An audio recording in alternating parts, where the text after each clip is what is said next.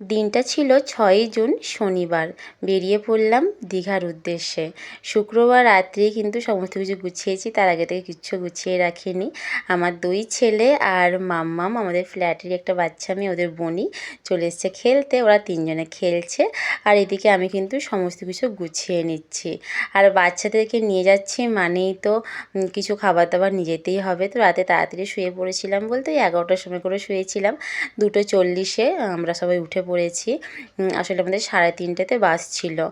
তো এদিকে কিন্তু ভোরবেলাতে উঠে আমরা সব রেডিও হয়ে নিয়েছি। আগের দিন রাত্রিরে সমস্ত কিছু গুছিয়ে রেখেছিলাম আর কি পরবো সেগুলো সব রেডি করে রেখেছিলাম। আর এই যে বাসে থাকতে থাকতে কিন্তু সকালও হয়ে গেছে। আর মাম্মাম আর মান্টি তো এক জায়গাতেই বসবো, ওদেরকে আলাদা করাই যাবে না। তো ওরা কিন্তু 3 জনই আমার সিটে চলে এসেছে।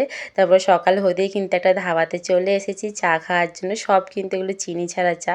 তারপর তো সব বাসেতে প্রচুর গান হচ্ছে, নাচ, মানে ভীষণ মজা হয়েছে। তো এটা কিন্তু ফার্স্ট ডে ছিল দীঘাতে। দেখা হচ্ছে আবার পরের পার্টে।